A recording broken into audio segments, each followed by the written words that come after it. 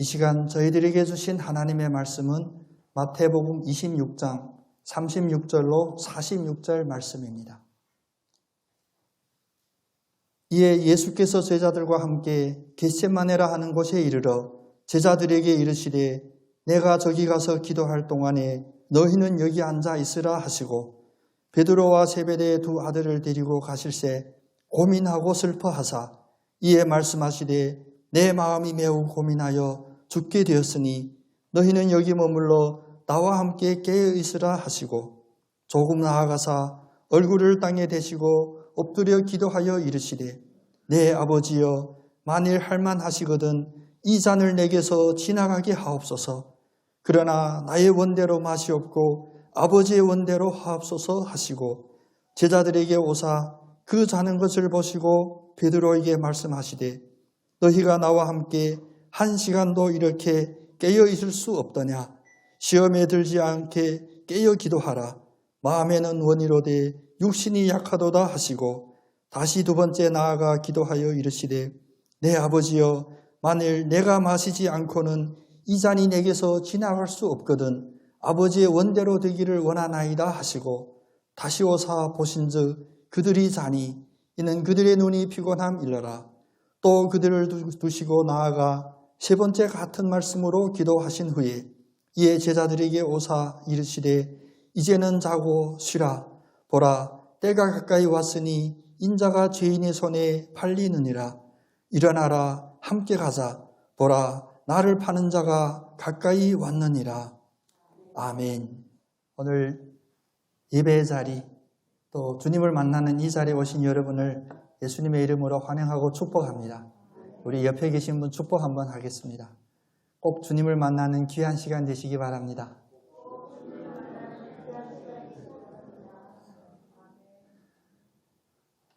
오랜만에 제 얼굴 보고 싶어서 오신 분도 계신 것 같고요. 교회 가기 싫은데 억지로 끌려서 오신 분도 있는 것 같고요. 오랜만에 교회가 어떻게 바뀌었나 보러 오신 분도 계신 것 같지만 우리가 이제 이 예배 시작이 되는 이 종소리가 시작함과 동시에 우리가 세상에서 이 본당에 들어오기 전까지 가셨던 모든 생각들, 모든 마음들을 다 내려놓으시고 온전히 오늘 우리를 초대하는 이 겟세마네 동산에 여러분 올라오시기를 간절히 원합니다. 지난 시간 이어서 우리가 또 다시 한번 겟세마네 동산에 올라왔는데 이 거룩한 땅, 예수님이 그 땀방울이 핏방울이 되도록 고민하면서 고통을 겪으면서 기도했던 이 동산에 올라올 때 우리는 우리의 신발을 벗어야 됩니다. 왜냐하면 거룩한 땅에 올라오기 때문입니다. 우리가 세상에서 분주히 살고 내가 열심히 살았던 나의 그 때묻고 먼지 묻었던 신발 벗어놓고 온전히 주님의 이 거룩한 땅에 주님과 함께하는 이 시간 온전히 임하시는 여러분 다 되시기를 원합니다. 주님은 지금 이 시간 매우 고통스럽게 한탄하고 계셨습니다. 지금 내가 죽게 되었다. 그리고 그 고통의 현장에 함께 있는 제자들과 오늘 이 자리에 계신 여러분들에게 무엇이라고 요청하냐?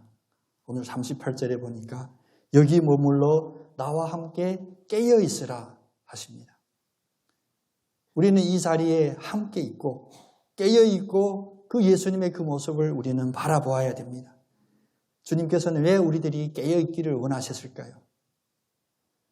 우리들에게 특별한 우리가 늘 습관적으로 이야기하듯이 나에게는 큰 사명이 있다. 그 일을 감당하기 위하여 내가 열심히 분주히 충성되게 일해야 된다. 그것은 두 번째 차원이고요. 예수님이 우선 우리를 깨어 있으라 함은 바로 내가 예수다. 내가 그리스도다. 나를 똑바로 보라. 나를 제대로 알라라는 그 요청임을 여러분 기억하시기를 바랍니다.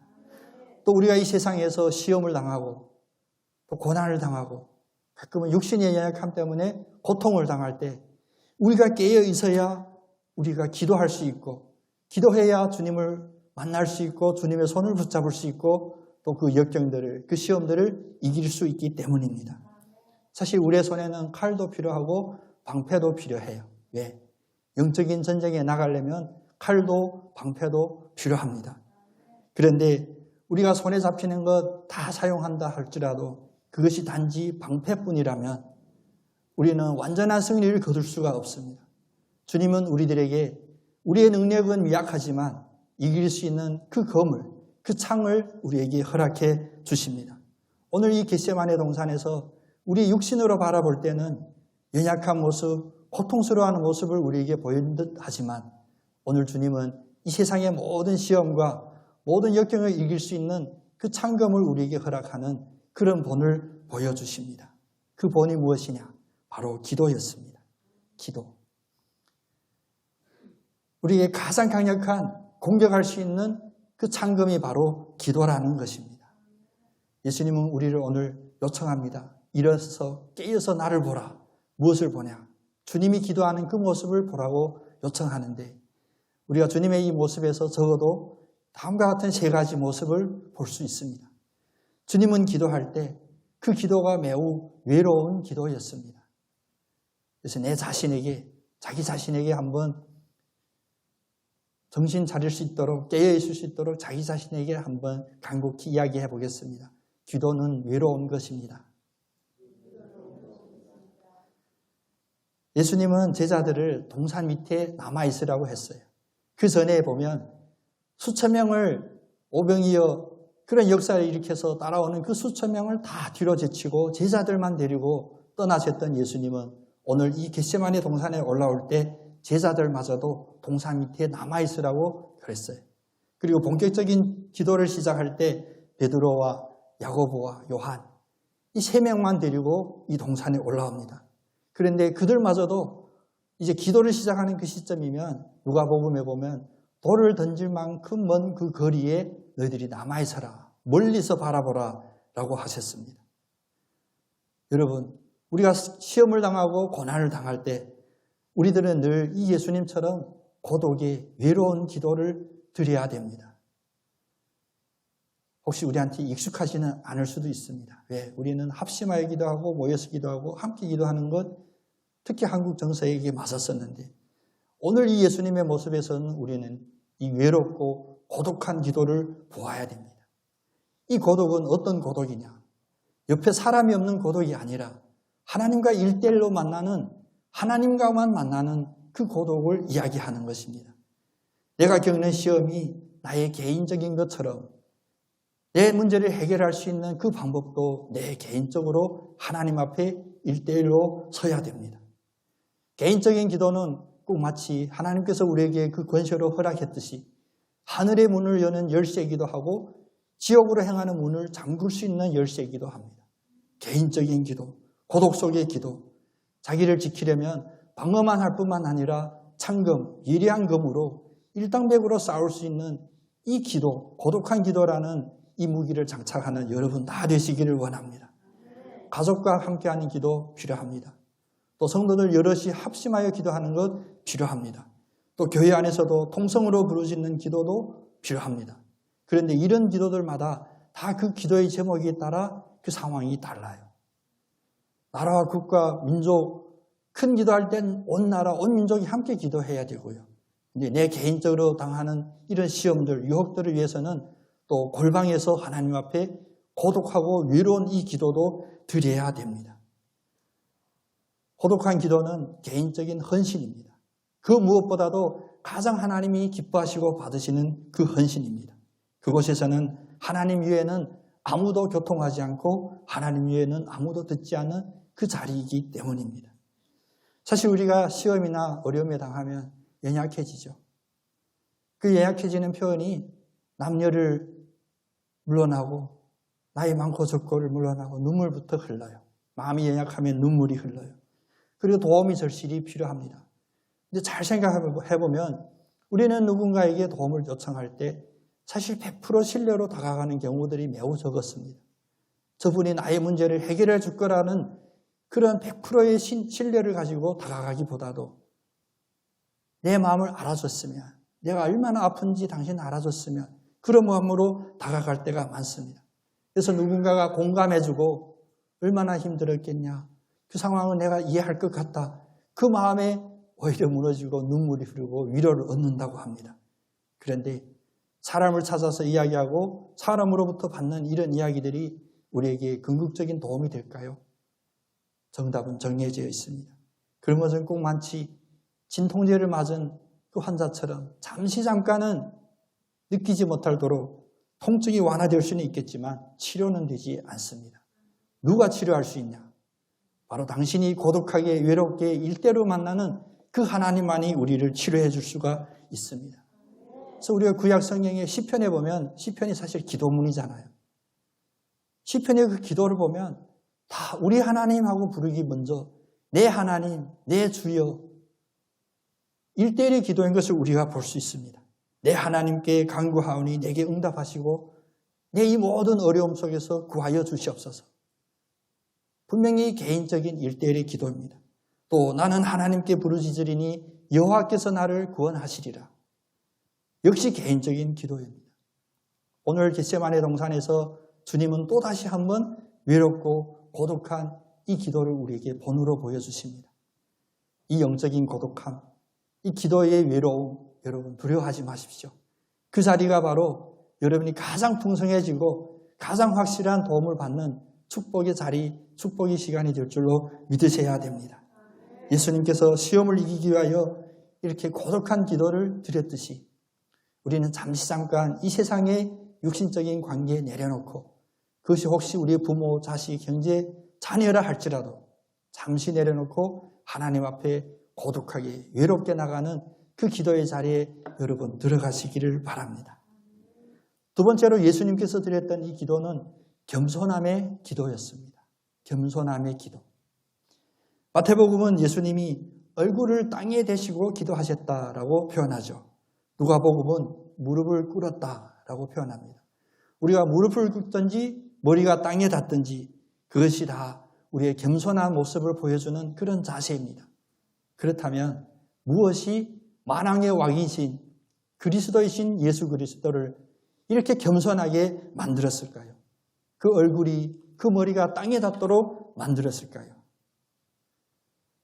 우리가 구약에서 보면 이제 오실 예수님을 예표하는 미리 보여주시는 엘리야의 그 장면을 봅니다. 엘리야가 가장 인기 있었던 대단한 일을 했던 것이 바로 갈멜산에서 1대 850명의 승리를 거뒀던 그 장면이죠. 그것도 그냥 개인적인 그런 위상을 놓고 싸웠던 싸움이 아니라 하나님의 여호와의 이름을 걸고 비가 내리냐 안 내리냐 한번 대결하는 그런 싸움이었습니다. 그런데 승리했던 바알 그 선지자들을 이겼던 그 엘리야가 갈멜산에서 기도할 때를 보면 이렇게 표현합니다. 열왕기상 18장 42절에 보니까 아합은 먹고 마시러 올라가니라. 왕이죠. 가장 절실한 도움이 필요했던 아합은 먹고 마시러 올라갔는데 그 대신 엘리야는 갈멜산 꼭대기에 올라가서 땅에 꿇어 엎드리고 그 얼굴을 무릎 사이에 묻고 너무 무거워지는 것 같아서 제가 가벼운 열 저는 지금 무릎 사이에 머리 넣기 좀 어렵습니다. 그만큼 모든 우리 육신에 가지고 있는 한계를 극복할 만큼 머리를 숙였다. 다니엘은 어떻게 기도했습니까? 다니엘은 기도가 공식적으로 금해졌던 그 장소에서도 그 시간에도 자기의 골방 늘 하던 대로 자기가 기도하는 그 윗방에 올라가서 예루살렘을 향하여 창문을 열고 그 역시도 예전에 하던 대로 무릎을 꿇고 기도하며 하나님께 감사하더라 라고 기도해요. 우리의 기도도 무릎을 꿇는 그런 기도가 되기를 원합니다. 우리의 육신의 그 무릎 아니라 무릎을 꿇는다는 이 말 자체는 우리의 마음속에 있는 모든 서져 있는 것, 일어서 있는 것 다 머리를 굽히고 숙이게 하는 그런 말씀입니다. 예의를 지키는 그런 차원이 아닙니다. 우리의 마음이 진정한 이런 겸손함이 있기를 원합니다. 우리가 하나님을 아는 것은 우리의 머릿속에만 있다면 결코 아는 바가 아니에요. 사실 우리가 하나님에 대한 지식을 알면 알수록 오히려 더 교만해지고 다른 사람 앞에 드러내고 다른 사람의 그 작은 믿음마저 흔들리는 경우들이 있습니다. 오히려 우리의 계산이라든지 우리의 계획, 우리의 논리, 내가 가지고 있는 지식, 내가 가지고 있던 경험마저도 다 내려놓을 때 우리는 하나님 앞에 가장 겸손한 자세로 나아갈 수가 있습니다. 지난주에 어느 성도님 저한테 카톡으로 신앙 상담을 했었는데 그분이 제목이 이랬어요. 저 가장 어려웠을 때 2년 전이래요. 그때 하나님 앞에 어떻게 기도드렸냐. 하나님 저 다 내려놓겠습니다 라고 기도했는데 2년이 되도록 왜 이게 내려놓아지지를 않는데요. 어떻게 하면 목사님 내려놓을 수 있을까요? 저도 미리 이런 답을 생각 안 했거든요. 제 서재에는 책꽂이에 이게 없었어요. 심지어 제목이 내려놓음이라는 책도 있는데 그 속에도 답이 잘 없었는데 갑자기 하나님이 저의 마음에 그런 말씀을 주는 거예요. 네 마음이 꽉 차 있는데 어떻게 내려지냐? 비울 수 있겠냐? 제가 공과 이과 출신입니다. 근데 물리학 공부할 때 그래요. 한 용기에 뭔가 가득 채우려면 원래 있던 것을 비워야 되거든요. 근데 그게 잘 비워지냐? 잘 안 비워져요. 새로운 게 더 강력하게 유입이 되면 원래 남아있던 것들이 밀려나갈 수가 있습니다. 혹시라도 내 머리에 내 생각이 너무 많이 있고 내 판단이 너무 많이 있고 그리고 우리는 지금 얼마나 총명한지 어느 장소 어떤 환경에 가더라도 눈에 흠집이 보이는 그런 은사들이 다 있잖아요. 여러분 아닌 척해도 다 보입니다. 어디 가도 이거 좀 이렇게 했으면 좋겠는데 저 사람 좀 저거 바꿨으면 좋겠는데 내려놓읍시다. 그게 있는 한 우리의 마음이 비워질 수가 없어요. 겸손해질 수가 없습니다. 그것이 혹시 선의의 그런 염려하는 마음이라 할지라도 저분 요것만 좀 다듬으면 더 잘 될 것 같은데 심지어 이런 선의마저도 여러분 내려놓으셔야 됩니다. 머리를 무릎 사이에 땅바닥에 닿을 수 있도록 내려놓는 그런 기도 드릴 수 있는 우리가 되어야 됩니다. 사랑이 없어서가 아니에요. 여러분이 먼저 그 사랑이 차야 돼요. 우리 마음에 사랑이 없는데 누구를 사랑합니까? 어떻게 사랑합니까? 특별히 2021년 코로나라고 하는 이런 사태를 겪고 우리가 맞이하는 이 사순절, 이 부활절, 이제 3주 남았는데 부활절까지 적어도 여러분 마음마다 이런 역사가 꼭 일어나기를 원합니다. 그냥 언어적인 표현으로 제 마음의 사랑, 이웃을 사랑하게 해주시옵소서. 네 자신처럼 사랑하랬어요. 네 자신의 사랑이 없는데 어떤 사랑을 베풀 수 있겠습니까? 고독한 기도로 주님 앞에 겸손한 기도로 우리의 마음속에 있던 그 허울마저도 다 내려놓는 축복이 있기를 원합니다. 사실 겸손이 우리의 기도의 가장 기본적인 발판이 돼요. 겸손이라 함이 이 발판이 되지 않는다면 그 위에 무엇을 쌓아도 무너질 수밖에 없는 견고하지 않은 그런 모습, 외형적인 신앙이 될 수 있습니다. 때문에 베드로전서 5장 6절에 보면 하나님의 능하신 손 아래서 겸손하라. 하나님의 능하신 손 앞에서 겸손하래요. 왜냐? 때가 되면 너희를 높이시리라. 내가 할 수 있는 것은 나를 높일 수 있는 그런 힘이 없습니다. 그런 능력이 없습니다. 우리가 할 수 있는 것은 자기를 낮추는 겁니다. 더 많이 낮출수록 때가 되면 능력이 많으신 하나님께서 높이시는 것입니다. 주님은 주님의 적절한 때가 있습니다. 내가 간절히 부르짖어서 그때가 오는 것이 아니라 그 간절한 내 소원을 이루게 해주시옵소서. 내 원을 이야기하기 먼저 내 원마저도 내려놓고 포기하는 스스로 낮아지는 여러분 되시기를 원합니다. 교만한 자를 던지시고 낮은 자를 높이시는 그 하나님은 하나님의 때가 될 때 반드시 높이십니다. 스바냐 2장 3절 말씀, 우리가 잘 접하지 않는 말씀인데 스바냐 2장 3절에 이런 은혜의 말씀이 있습니다. 여호와의 규례를 지키는 세상의 모든 겸손한 자들아. 여러분 다 해당되죠? 우리 겸손하니까. 눈빛 피하는 성도님 계셨습니다. 세상의 모든 겸손한 자들에게 어떤 힘이 되는 말씀을 해주셨냐. 너희는 여호와를 찾으며 공의와 겸손을 구하라. 너희가 혹시 여호와의 분노의 날에 숨김을 얻으리라. 아멘이시죠? 여호와의 축복의 날 위에 여호와께서 분노의 날도 있습니다. 그 분노의 날에 숨을 쉬는 자는 누구냐? 바로 낮추고 낮아지고 겸손하고 그 마음에 공의로만 가득 찬 자가 숨김을 받고 보호함을 받는다는 것입니다. 겸손하지 않은 자, 꺾이는 순간이 있음을 늘 우리의 마음에 기억하고 주 앞에서 더 겸손해지는 여러분, 또 성도 앞에서 더 겸손해지는 여러분 되시기를 예수님의 이름으로 축복합니다. 이제 두 가지 예수의 본을 보았어요. 외롭게 고독하게 드리는 모습, 두 번째는 겸손하게 드리는 모습, 세 번째가 중요합니다. 예수님의 이 기도에서 우리가 가끔 말씀을 묵상하거나 할 때 놓치고 있는 부분이 있는데 이 세 번째는 뭐냐?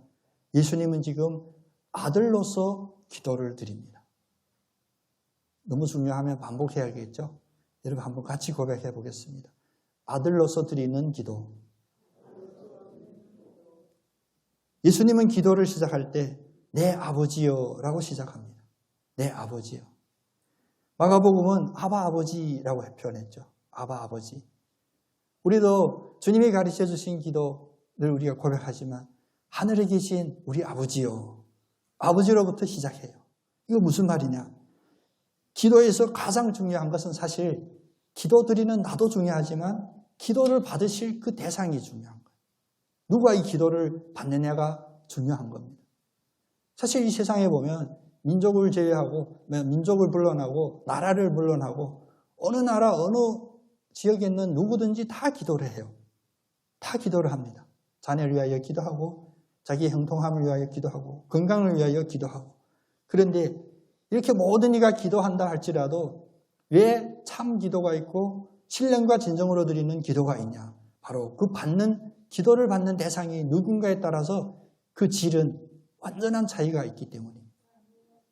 적어도 이 자리에 계신 여러분, 예수를 그리스도로 믿는 우리는 하나님 아버지께 기도드린다는 이 사실이 전제되어야 됩니다. 우리가 부르짖는 이유가 나와 전혀 상관이 없는 이에게 부르짖는다면 그 자체는 공허한 것입니다.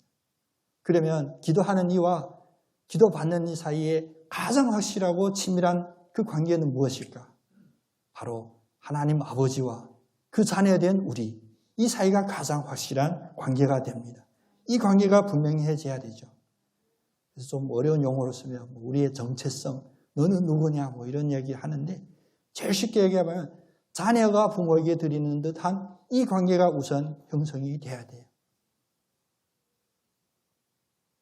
나의 긴박함, 나의 연약함이 나의 기도를 규정하는 것이 아니라 내가 이 기도를 누구한테 드리냐가 가장 중요하다는 것입니다. 관계가 확정이 되고 그 다음은 이 관계가 또 유지가 돼야 돼요. 성경에 보면 우리 탕자의 비유 여러분 생각나시죠? 탕자는 그 아버지 아들이 맞아요. 유전적으로. 그가 해제할 수 있는 그런 관계가 아니었습니다. 그런데 이 관계만 있는 것이 아니라 이 관계가 유지되고 그 관계가 계속 형성이 되는 그 과정도 매우 중요했어요. 탕자가 유산을 먼저 받아가지고 밖에 나가서 자기의 원대로 자기의 즐거워 보이는 대로 사용할 때 그 아버지는 그 현장에 있지를 않았어요. 그런데 탕자가 다시 돌아왔을 때 그 아버지가 반기는 그 자리가 기쁨의 자리, 회복의 자리, 그런 자리가 되는 걸 우리가 보아왔습니다. 관계가 확정이 될지라도 그 관계가 계속 유지가 되고 형성을 이어가려면 우리는 수시로 잊지 않고 이 하나님 아버지와의 관계를 다시 한번 부르짖고 확인하고 또 상기시켜야 됩니다. 죄된 인간은 우리가 시험과 고난에 빠져야만 자기 모습을 돌아보는 그런 속성도 가지고 있어요. 실수할 때 자기 자신을 돌아볼 수가 있는 그런 관계를 갖고 있습니다. 그런데 우리가 우리의 과거만 돌아봤을 때 우리의 기도 아무 의미가 없어요. 심지어 우리의 과거에 있는 나의 공로, 나의 자랑, 나의 칭찬받는 것마저도 아무 소용이 없습니다. 첫 단추는, 기도의 첫 단추는 하나님 아버지, 아바 아버지, 저는 하나님의 자녀입니다라는 이 관계 설정부터 시작을 해야 됩니다. 그런데 우리는 하나님의 그 만드심을 얻고도 모든 것을 다 부여받고 관리하고 다스리게 그 권한을 부여받고도 유일하게 하지 말라고 했던 그것을 범하였어요. 이 선악과만은 먹지 말라고 했는데 꼭 굳이 거기에 우리가 도전을 하여 하나님 아버지의 그 관계, 자녀와 이 관계를 우리가 깨뜨렸었습니다. 하나님은 그대로 버려두지 아니하시고 우리가 기도할 때 하나님 아버지하고 부르면 그 기도를 받으시는 그 사랑 많으신 하나님 아버지께서는 그 관계를 깨지지 않고 다시 회복하기 위하여 직접 오셨습니다. 바로 오늘 겟세마네 동산에서 땀방울이 핏방울이 되도록 기도하시는 그분이십니다. 왜 오셨을까요? 다시 회복시키기 위해서입니다. 다시 우리가 깨닫기 위해서입니다. 다시는 그 자격을 잃지 않도록 우리에게 왔습니다. 하나님 아버지께 기도드릴 때 이 관계가 형성을 유지를 하려면 그 다음 기도는 무엇으로 드려야 될까요? 이 비유는 적절치 않을 수 있습니다만 자녀라도 늘 부모한테 그냥 짜증나고 골칫덩어리 이야기만 계속하면 부모도 싫어한다 이런 얘기들이 있어요. 마음이 없어서가 아니라. 근데 우리의 기도도 하나님 아버지께 하나님 아버지 부른 다음 늘 나의 소원, 내가 필요한 것, 내가 해결 못했던 것만 우리가 아랬던 우리가 아니라 하나님이 원하시는 것이 무엇인지를 우리가 드린 적이 있었는지 생각해 봤으면 좋겠습니다. 우리가 어떤 문제 발생하면 그 문제의 원인부터 찾죠. 그렇죠. 그 원인을 잘 찾아야 그 문제가 해결되는 데 빠릅니다. 효과적입니다. 근데 우리는 늘 문제만 하나님 앞에 제시할 때가 많이 있었습니다. 근데 하나님은 그 문제의 가장 핵심이 된 것을 우리에게 사실 미리 알려주셨어요. 오늘 예수님도 그거 다시 한번 우리에게 보여주십니다. 예수님이 하나님 앞에 아들로서, 육신을 입은 아들로서 기도드릴 때 어떤 기도를 드렸었냐? 첫 번째는 시험에 들지 않게 기도를 합니다. 근데 그 시험이 어디에 있냐? 우리가 시험하면 밖에 있는 마귀, 사탄, 귀신, 여러 가지 상상할 수가 있는데 가장 큰 시험은 뭐냐? 바로 내 마음에서 나옵니다. 내 원에서 나옵니다. 하나님이 기뻐하시는 일 앞에서 내 원이 계속 살아있거든요. 내가 바라는 것들이 살아있고 그것이 가장 우선순위가 되어 있다면 그것이야말로 가장 큰 시험입니다. 주님은 오늘 3번 기도하시죠. 똑같은 내용으로 3번을 기도를 합니다. 그런데 그 내용을 보면 무엇이냐? 우리를 시험에 들지 말게 하시옵소서 그 내용이에요. 다시 말하면 내 원도 있는데 내 원대로 마시고 아버지의 원대로 되기를 원합니다. 바로 이 기도의 싸움이었거든요. 우리 한번 우리의 상황에 한번 대입해 보겠습니다. 요즘 다들 어렵죠? 이 어려움 해결해 주세요. 이 기도와 지금 제가 어려움에 빠져 있습니다. 그런데 이것이 하나님 아버지의 원이라면 이대로 해주시고요. 하나님 아버지의 원이 아니시면 저를 이 어려움에서 건져내 주시옵소서. 좀 길어지죠, 기도문이. 하지만 길더라도 이것이 바로 정확히 하나님의 그 마음, 하나님 기뻐하시는 그 기도를 드리는 요점이 됩니다. 이 고백이 이어지지 않는다면 우리가 유전적으로 우리가 하나님의 자녀입니다. 왜? 우리를 만드셨으니까 이런 관계로 형성이 유지가 되지를 않아요. 끊임없이 이 고백을 드려야 되는 겁니다. 끊임없이. 때문에 예수님은 지금 잠깐 짧은 시간에 우리에게 보여주셨지만 예수님의 이 모습에서 3번 같은 내용, 그 내용이 번다하거나 복잡한 내용이 아닌데 그 간단한 내용을 3번씩 드리는 그 과정을 보면서 기도는 역시 끈기 있게 드려야 되는구나 우리가 알 수가 있습니다. 동일한 내용, 저 3년째, 2년째 기도하는데 왜 이루어지지 않을까요? 우리 인생의 2년이 길 수는 있습니다. 하나님, 하루가 1000년 같고 1000년이 하루 같은 하나님, 그리고 궁극적인 목적은 우리를 영원한 그 생명으로 인도하시려는 하나님 앞에는 그 2년, 20년이 긴 시간이 아니에요. 그럼 왜 2년이 걸리고 20년이 걸릴 수 있냐? 하나님의 그 뜻에 합하는 기도를 드릴 때까지 우리는 기도드려야 됩니다. 같은 내용을 3번 기도드렸던 그 예수님처럼 첫 번째 간청에서 얻을 수 없었어요. 응답이 없었습니다. 우리가 흔히 말하는 감동이 없었어요. 너무 인본주의적인데 감동마저 없으니 다시 동일한 내용으로 또 드리고 끈질기게 기도하는데 그 끈질김이 오늘 표현을 보면 어떤 정도냐? 애써 간절히 기도하라. 지난주에 얘기하듯이 땀방울이 핏방울이 되도록 기도했던 거예요. 그래서 우리 이마에 땀방울이 나오기 정도 기도하기도 어렵죠. 근데 땀방울이 핏방울이 되도록 끈질기게 기도하는 그 주님의 모습을 보면서 주님 아직도 부족합니다. 제가 부족합니다. 라고 고백드렸으면 좋겠습니다. 주님의 그 핏방울이 흐를 때 주님은 탄식도 하셨고 다른 표현을 하면 주님은 그 아픈 그 상태를 소리로도 냈어요. 신음소리로도 냈고 끈질긴 간구로 마음 본성 속에 있는 그런 간절한 소원, 하나님의 마음과 합해지고자 하는 그런 처절한 노력이 이제 소리로 땀방울로 드러나게 됐습니다. 적어도 사순절 기간 우리가 괜히 큰 못 찾아서 자기 손에 박으려고 그런 객기는 부리지 마시고 마음속 깊이 주님이 지금 신음하시고 고통스러워하는 이 고통을 한번 느꼈으면 좋겠습니다. 그냥 감정적으로도 대입했으면 좋겠습니다. 그리고 내가 지금 드리고 있는 기도, 여러분 기도들이 다 있죠. 기도 제목. 동일한 내용으로 끈기 있게 끝까지 기도하는 여러분 되시기를 원합니다. 하나님을 협박해서 내 뜻대로 이루게 해주시려고 끈기 있게 하는 것이 아니라 내가 지금 구하는 이 제목이 하나님 마음과 합한 것인지 아닌지 확인하기 위해서는 끝까지 그 기도를 드려야 됩니다. 하나님은 분명히 응답해 주실 것입니다. 그 마음이 내 마음이다. 아니야, 네 생각이다. 내 마음이 합하지 않는다. 그 답을 얻으실 때까지 끈기 있게 기도하는 여러분 되시기를 원합니다. 아까 겸손의 이야기를 했지만 그 끈기 있게 기도해요. 결론이 무엇이었냐? 나의 원대로 마옵시고 아버지의 원대로 하시옵소서. 복종입니다. 우리의 기도의 복종. 우리가 응답받고 소위 말하는 마음의 감동이 있을 때 그대로 복종할 수 있는 여러분 되시기를 원합니다. 복종해야 이 뜻이 이루어집니다. 완악한 자 끝까지 자기의 길로 자기 소견대로 가는 것 우리 구약에서 많이 봤죠. 자기를 내려놓지 못하고 끊지 못하면 결국은 하나님과의 이 관계가 끊어집니다. 하나님으로부터 받을 이 축복의 통로가 막히게 되는 겁니다. 우리 한번 절실한 마음으로 함께 고백했으면 좋겠습니다. 내 원대로 마시옵고 하나님의 원대로 하여 주시옵소서.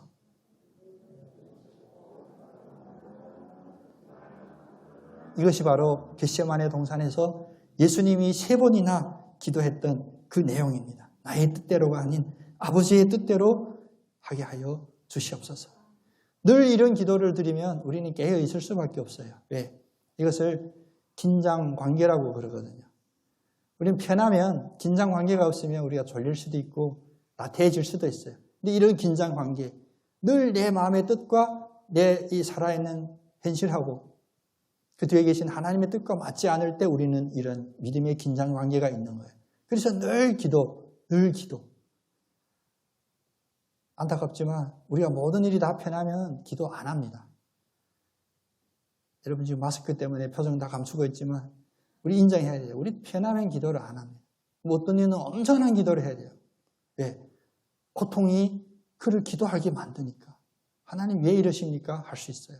근데 하나님 왜 이러십니까? 다음에 반드시 해야 될 우리의 기도의 문구가 아버지의 뜻이면 이대로 받겠습니다. 그런데 아버지 이것이 내 뜻이라면 아버지 뜻대로 바꿔주시옵소서 이렇게 기도하는 거예요. 요새 그 책들이 참 사라졌는데 전에 한참 유행이 됐죠. 하늘 보자 움직이는 기도 이런 거. 그래서 우리가 신학생 때 농담했어요. 하나님 얼마나 멀미나실까. 괜히 하나님 보좌까지 우리의 기도가 하나님의 보좌를 흔든다. 그 표현이 참 재미있지만 그 내용은 우리가 표상적으로 피상적으로 생각하는 그런 내용이 아닙니다. 내가 하나님을 움직이는 것이 아니라 나의 뜻을 움직여서 하나님의 뜻에 근접하고 그래서 종교에서 얘기하는 합일, 연합 다 그런 이야기들이에요. 물론 우리의 기도의 대상 하나님이십니다. 우리의 마음이 하나님의 마음과 합할 때 바로 폭발적인 역사들이 이루어집니다. 왜 아직도 저를 기도하게 만드냐? 더 끈질긴 기도로 하나님 마음과 내 마음이 합해질 수 있기까지 합니다. 기도하다가 시험 드는 분 있을까요? 없을까요? 있습니다. 웨슬리는 그런 표현을 했어요. 90% 기독교인. 광고는 2% 부족한 이런 이야기도 있지만 98%까지 가다가 결국 자기가 무엇을 포기했냐? 하나님과의 관계를 자기 포기한 거예요. 끊은 겁니다. 끈질긴 기도는 끝까지 시험에 들지 않게 기도하는 것입니다. 그래서 예수님께서 기도를 마치시고 제자들이 오셔서 이제 본을 보여주셨으니까 야단치지 않으셨죠. 니네 왜 기도 안 하냐? 당장과 보충 수업으로 기도해라가 아니라 이제 내 기도는 끝났다. 내 본을 이제 보여줬죠. 보여주시고 일어나서 기도해야 될 그것들을 제자들에게 다시 한번 부드럽게 이야기합니다. 제자들은 왜 잠이 들었을까요? 자기 일이 아니니까. 두 번째는 자세부터 잠들 수밖에 없는 자세입니다. 우리가 누워있으면 오후 2시라도 잠이 오죠. 서 있으면 새벽 3시에도 잠이 안 옵니다. 위에 서 있으니까. 우리가 하나님 앞에 할 수 있는 그런 노력들은 이런 자세를 시작은 억지라도 강제적으로라도 이런 자세를 갖추는 우리 모두가 됐으면 좋겠습니다. 심지어 기대에 앉아도 잠이 옵니다. 고독하고 외로운 기도의 자리, 육신적으로 가장 불편한 그 자리 여러분 만들고 찾아가기를 원합니다. 우리가 찾아가지 않으면 우리 인생에서 진짜로 벼랑 끝가에 서게 됩니다. 그때 가서 기도하시는 여러분 아니라 하나님이 미리부터 우리에게 역사하고 예비하신 그 축복으로 향하는 우리가 나아가기를 원합니다. 비록 우리의 땀방울이 핏방울이 되지 않을지라도 미리부터 하나님이 원하시는 그 뜻으로 향하여 나가는 우리 모두가 되기를 원합니다. 그러면 그 결과는 하나님이 주시는 가장 큰 축복이 바로 거기에 있습니다. 마태복음 21장 22절 이 뒤에 이어서 나오지만 너희가 기도할 때 무엇이든지 믿고 구하는 것은 다 받으리라. 바로 이 축복입니다. 끈질기고 겸손하고 하나님 앞에 다 비워놓고 내려놓기를 원하는 그런 기도를 드릴 때 예수님께서 오늘 기도했던 그 모범대로 기도할 때 우리는 믿는 것을 구하는 대로 다 받는 그 축복이 이루어질 줄로 믿습니다. 그래서 재미있는 문장으로 제가 만들어 봤어요. 우리 늘 축복할 때 여러 가지 용어를 사용했지만 이런 축복 한번 해보겠습니다. 믿음이 좋으신 탕자 여러분. 이 말이 안 맞죠? 네, 우리는 믿음이 좋고 탕자이기도 합니다. 믿음이 좋은 탕자인 우리들에게 이 기도의 축복이 이루어지기를 원합니다. 또 늘 기뻐하는 죄인 여러분께 이것도 중요한 말인데 우리 장로님만 메모하시네. 늘 즐거워하는 죄인 여러분 저를 포함해서 우리들에게 바로 이 말씀이 그냥 참 아름다운 이야기다 감동적이다가 아니라 내 말씀이 되고 내 삶이 되기를 간절히 원합니다. 우리가 무엇이든지 믿고 구하는 대로 다 받기만 원했지만 앞에 주님이 보여주셨던 이 본이 선행되지 않는 한 우리는 그것과 항상 일정한 거리를 두고 있게 됩니다. 빨리 그 벽을 깨시고 빨리 우리를 붙잡고 있고 방해하는 모든 장애물을 치우시고 치울 힘이 없으면 건너뛰어도 돼요. 바로 어디로 가냐? 바로 그 고독의 자리, 외로운 기도의 자리에 나가시는 여러분 다 되시기를 예수님 이름으로 축복합니다. 기도하겠습니다.